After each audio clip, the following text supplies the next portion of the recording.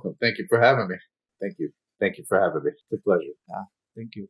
I want to start by asking you, how is the experience of being a camera operator for you projects like Girls? Certainly, an interesting series in your project. TV series Girls. Ah, in girls, Yes. I was, that was in the beginning of my career as a Steadicam operator, and I got a chance. They called me up, and I got thrown in the fire, if you will. Like almost, I got put into the deep end of the lake, and they asked me. They said that we had this big, long walk and talk, and then they also wanted me to do a crane shot where they wanted me to step on with the Steadicam onto the crane and do this big finale shot for the end of the series. This is the first season of Girls. Needless to say, that was like my first time working on a big show, and I had to play it off like I've done it before. They're like, have you ever stepped on a crane? I'm like, yeah, all the time. I never did it before, but the last time I did it was at the workshop, and but never on a real production. So doing it on a real production and having that experience and being and being able to not only have that experience but then knock it out of the park. It was great. Everything worked out perfectly. Everything was safe. We executed the shot. It was wonderful. It was quite wonderful. By the way, an interesting series Girls. It's cool. Would you like to continue on exploring most those fields of more current issues, youth and altad? I prefer to be in the world of narrative filmmaking. Not so much commercials, if that makes any sense. My career did kind of manifest in the world of television, and which I wasn't against. I actually loved it because I love watching TV. So it was a great opportunity to start working on TV shows that I actually got. I was watching. And early on, I mean, I got to work on shows like Boardwalk Empire. And it was just like that was in itself an incredible experience to have. Early on in my career, working on a show, and it was right at the same time everybody was going digital, and it was one of the only shows still shooting film at the time. So it was a lot of fun. Would like to do more projects like Girls? Yeah, I mean, I landed on. I mean, I did. I landed on that television show, The Blacklist, and when I landed on The Blacklist, I landed on that job as a camera operator, and then I moved up from B camera Steadicam to the DP. After 3 seasons, and then I continued to work there for the following 9 seasons as a DP. Don't get ahead of me with the playlist. I love it. He work on the playlist. You're inspiring me to do the channel. Yes, it's You love the show? true. I love it. So one moment in the show, one moment. You got it, bro. You got it. uh, hey, say and you know what another series is amazing, Skinny Pete. So but it only had one episode. Because otherwise it will be splendid to explore those unique approaches of yours. What do you think? I mean, that was the world I wanted to fall in love. That was the world I fell in love with. I mean, I was getting calls for other shows. Sometimes movies, and sometimes commercials. Um, but the world of TV, luckily, my network was very strong in the world of TV. So I just started getting calls because just people knew me, luckily, and because the network, as large as it is, sometimes is small, and it was great. There was a moment in time where there was a year of my life where all I did was just freelance work, and I went from show to show to show. And what was wonderful about going from one show to the next, I worked under so many different DPs, which was wonderful and an experience in itself, and as well as like a lesson, because each DP had a different way of framing. Everybody had their, so I had to get in their mind frame as far as how they were storytelling. The biggest challenge for me was when I got a chance to work on the first season of Mr. Robot. Oh, I don't know if okay. you ever got a chance to see that show. And the DP at the time, camera operator, who before he became the DP, um, was a wonderful guy. And he explained to me, he's like, Saad, he goes, everything that we do here is different. He goes, it might feel wrong at first. He goes, but and that's exactly how I felt every time I started framing. We were framing with excessive headroom, and the characters were small. And it was at first, my gut feeling was to tilt down, make a nice frame, but it was interesting because that was like, just a proud moment for me to really see outside of myself how I can adapt to anybody's visual language. Like that for me, like, here it is. You and I have a language barrier speaking in words and tongues, but we'll find a way. But when it comes to taking pictures and setting up camera and telling a story and collaborating, that's where I'm the strongest. That's where it's like, huh, that's easy for me, and it's like, and I can talk to anybody at any level. And that's what I think makes it like really, I mean, especially, working on these shows and working with directors and people who sometimes are not visual. They don't see the picture in their head. They could say what they want to see, but they don't see it. And sometimes I literally would have to take a frame or take a camera and show them where the camera would be and so on and so forth. So, and they wouldn't be able to see it unless they actually see it in front of them. And that's why when I would ever get a director who had a camera background, it was a blessing. It was like always like, oh, camera's here, here, here, here. Okay, you got it, no problem. We already knew, we could see it already. It was an easier workflow. But it was very interesting to me to know that that was a language, and it was interesting because people can communicate on so many different levels, and again, like this interview as an example. Yeah, as in series as well. Great as well, man. Other great series. Eto ba, the Pulidons ay set new stage os revolutionization. Say, the superhero theme is great. Too bad you weren't in more superhero stories. But how were your spirit at Stargirl? Oh, at Stargirl with the superhero series? Yes, one episode. Yes. Yeah. It was awesome because it was. I thought it was like right at the same time the Blacklist was getting ready to end, and this series they called up and there was an out in Atlanta. So I talked to the people on the Blacklist. I was like, hey, do you mind if I leave early so I can go do this job? They're like, no, it's okay. And plus, because it was awesome. It was like familia. It's like the whole job. So it's like my operator. It was also like both of them. They were like not only my eyes, but also my not a wonderful colleagues. So it's like it was an opportunity for me to step to the side and have them both move up. So, I wanted to make room for new blood. And I went out to and did Stargirl, and it was a big job.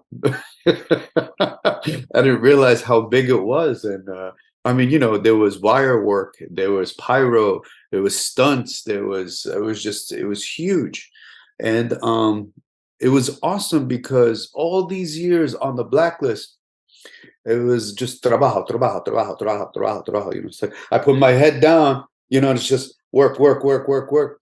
And then every once in a while, like I went to this job, and when I lift my head up, I didn't realize how much experience I had. Like there was a situation where, a typical day, we're running out of light. They want to shoot a scene it's supposed to be a day scene, and we're running out of light, and they're like, Saad, I'm like, it's out of, Saad, not God. I can't make sun. And but I was, like if it was in my younger days as a career, I would panic. I would have panicked because just me being an older brother, I always take responsibility, and it's like I always feel like I have to fix and save the day and so on and so forth. But because of the Blacklist and just all this work and all this experience, it's like, so everybody's panicking. It's like, well, okay, take it easy. Let's talk about what we can do. And they're like, "Oh, we want to do a walk and talk from here to here." I was like, "Well, if you leave the conversation in the car, I can make it look like day. If they walk outside, I can't do anything." But oh, you can do it. Yes, it was wonderful. I wound up being a superhero on a superhero show, which was like exactly what I love doing, you know? So it was a wonderful experience. It was a wonderful experience. At the end of it, everything went so well that the producer was like, "Please come back." And I was like, "I'll be more than happy to come back." It was so much fun. And it was really, really, for me, it was like, one more step close to like doing these, superhero movies, Marvel and DC. But they cut all of these shows, and then the strike, da da da da da da dee, da da da do. But it was a wonderful, wonderful experience, brother. It really was. Oh yeah, two words is Spanish: familia, trabajo. You're learning the Spanish, man. Listen. Mi padre vivir in Venezuela uh, Oh man. in many years. Him and my grandmother, when they wanted to speak, we have three languages in my house. We have Arabic, we have English, and we have Spanish. My grandmother and my dad, they before they came to America, they went through Venezuela.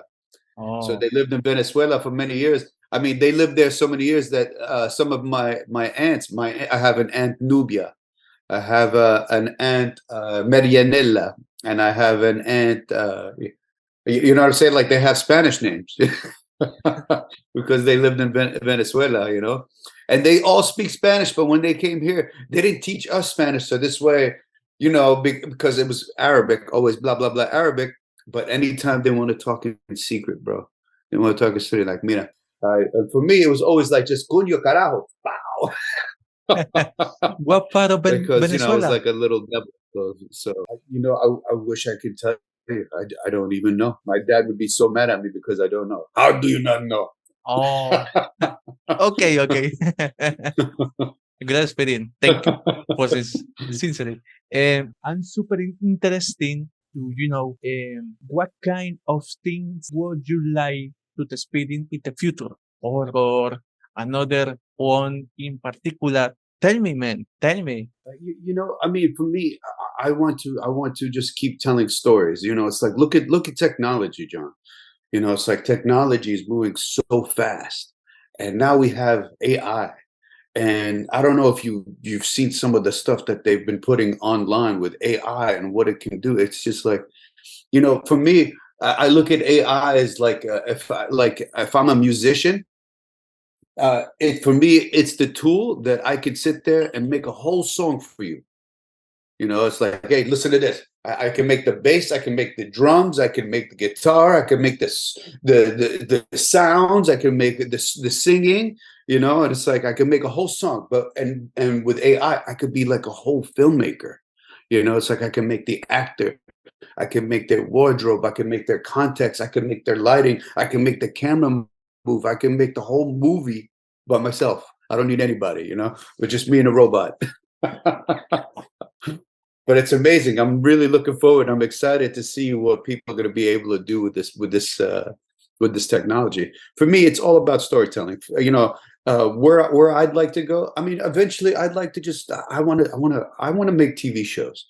I hope to land on a nice TV show where it's like they're short stories, like those 6-7 episodes, like series that you watch, where it's just like it starts off and you're just like, you don't know what's going on. And all of a sudden you get sucked in. And by the end of it, you feel so satisfied that it was a good story. That was something I'd watch again. You know what I mean? That's the kind of stuff I want to do.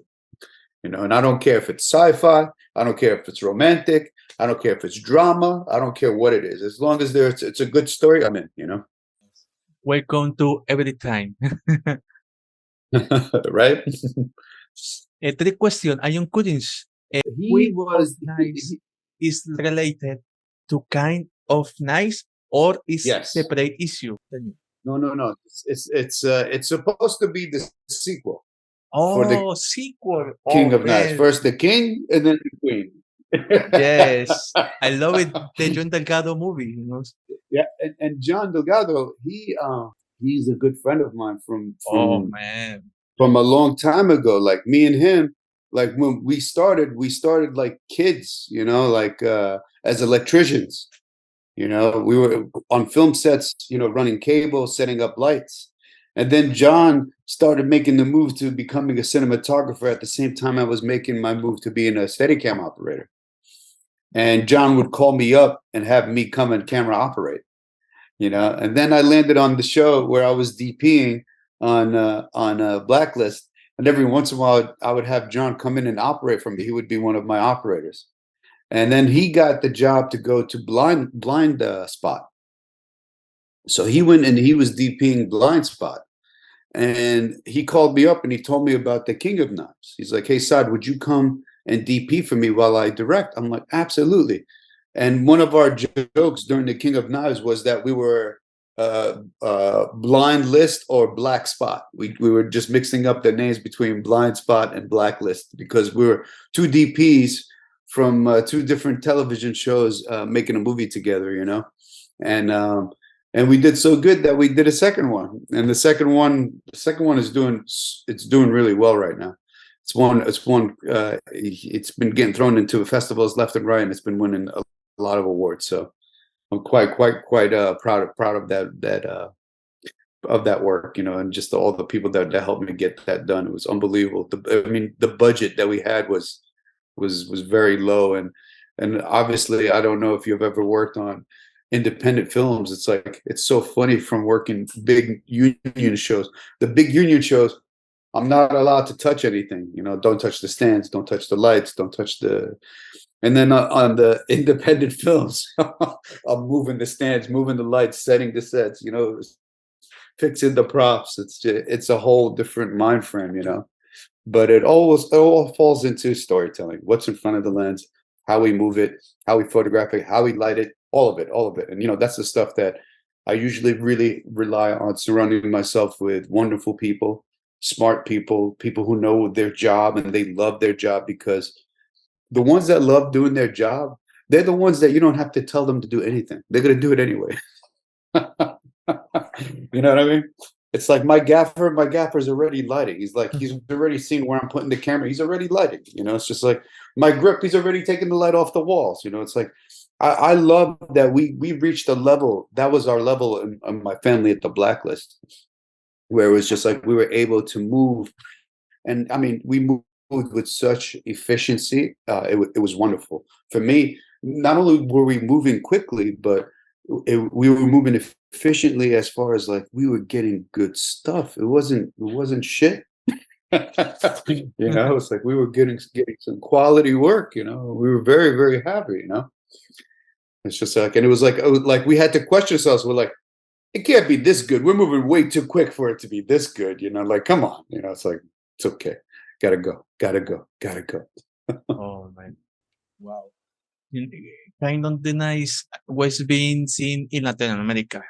Tell him welcome here in the channel, the director. Now, let's talk about one of my favorite series, The Playlist. I love Raymond Yes. Reddington. Not the bad stuff, but it's great how he's relatable and never stands still. Do you keep Every time. in touch with Jay Spader? I hope he's on the channel. I just see him. Tell him is looking for him to be channel. Say, enlighten me what the best experience or anecdote of this series. What is your favorite episode? Favorite episode. Yes. Uy, tell me. My favorite episode is the one that we did with it was Harry's story, Harry Lennox's story. And Harry's story was about a story that it was his backstory in Iraq, when him and his best friend got into some trouble, and he thought that his best friend, right, died or got left behind in Iraq. And then years later, you know, he gets they get a phone call saying that he's still alive. You know, so he has to go to Iraq, and he meets his friend, and he's trying to get his friend out of the country, and his friend is wanted by a big terrorist. So they're trying to get him out of the country, and then They flipped the script. The evil terrorist is him, and he's after Harry because Harry left him. You like, you left me, Wow. man. Now I'm gonna, So it's like all of these, like, like a lot of twists. And for me, I had to. I had a lot of fun with this episode because the director I had was a young director. She's done many episodes, and I asked her if I could just take charge visually, and she said, "Go for it," because I was very heavy handed, like with all of my stuff that we supposedly shot in Iraq. We shot in Brooklyn. I had to make Brooklyn look like Iraq, and I tell you what, man, between me, the locations department, the production team, the production designer, man, we did great, man. We did good. I did a little magic, I did a little flavor. I put a little stuff, a little pizzazz, made it a little sepia, gave it a little sunburned color.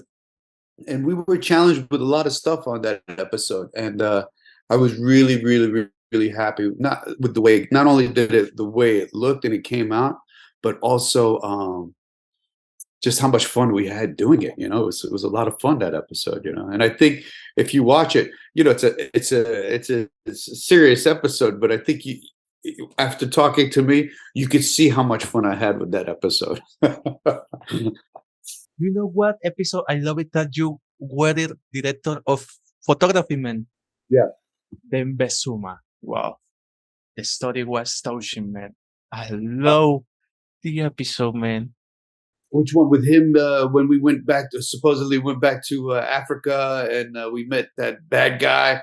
That one, I was still an operator on, and man, I had so much fun on that episode, man. That was our first episode back, I think, and I just remember we had so many explosions on the beach and stuff. That was a lot of fun. We had a lot of fun that episode.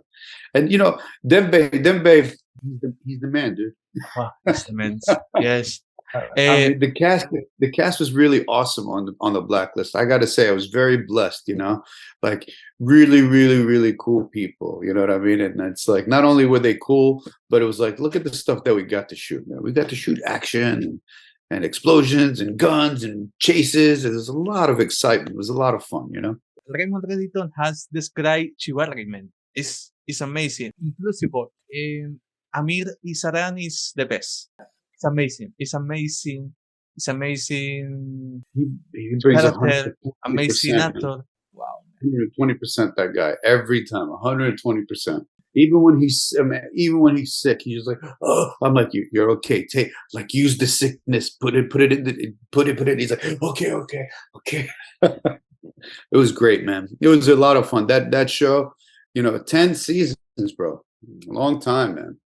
It's a long time. Like, it's amazing because it's like, for me, when I first started that show, it was like the very beginning of like my relationship, having kids. And now it's like, before, I'm sorry I was late for the interview. That was the reason. It was like I was running around dropping the kids off, so and that, like, one is in high school and one is in junior high school. So it's just like, it's amazing to me, like, oh my God, time flies, man. It's like, it's unbelievable, it really does. There are many people who were not very happy with Mr. Kaplan. When Desmond shot and Macy hair, oh, man, it's, I I had it's very, I shot that very episode, crazy, man. man. Very I crazy. shot.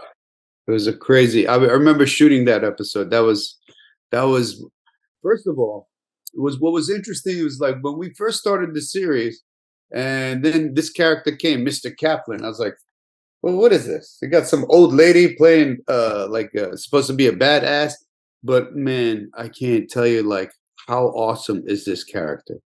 How awesome is this wonderful woman that's playing this character? I mean, it's unbelievable.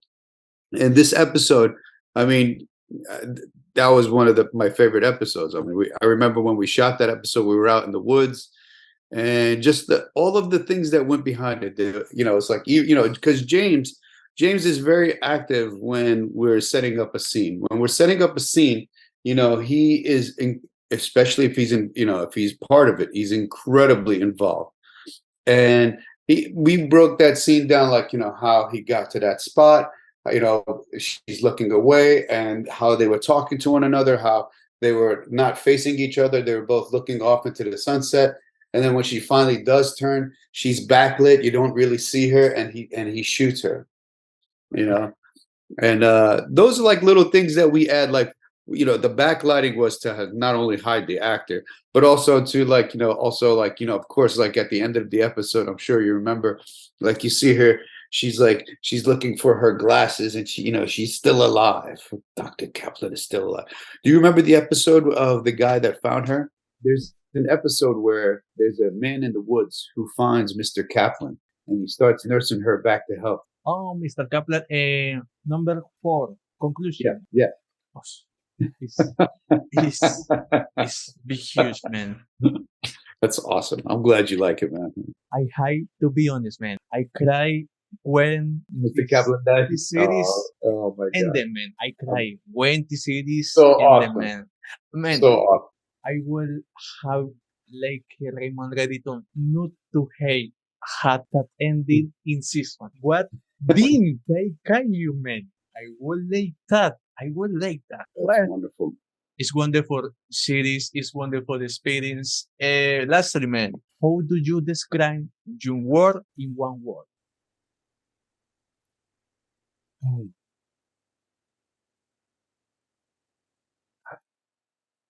Exciting? I don't know. Riveting. I mean, interesting. I mean, these are the things that I really, I just want to provoke. I want to provoke thought. You know what I mean? Whether it's mystery, whether it's humor. Well, I just want to provoke emotion. How about Yes. that? Oh man, it's sincerely as well.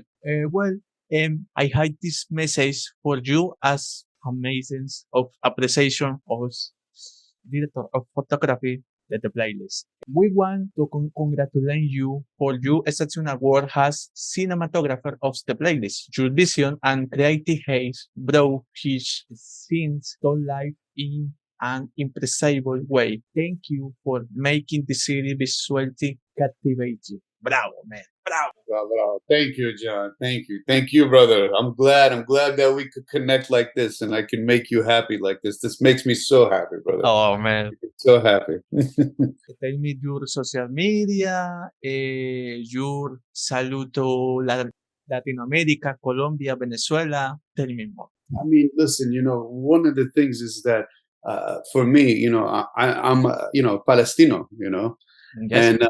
and I was born and raised here in America, and I'm very, very happy that I was born and raised in New York, and because it was very, growing up, everybody tells you to be different, to stand out, and for me, I was different already. I wanted to be the same. I didn't want to be different. I wanted to blend in, but and living here in New York, what's wonderful is that you can be whatever. There's so many different people. It really is truly the melting pot. There's people from everywhere, so it didn't matter. And it's like, where people are enemies in different countries, over here they're working together. It's to me, it's wonderful. It's just like there's an idea behind this place that I can relate to, and it makes me feel like I'm part of something. It makes me feel like I'm part of the human race. You know what I mean? Not just one particular race. Like I'm a human. you know. Oh, thank you. Yeah. Let's take a final picture. Smile to the camera. Okay.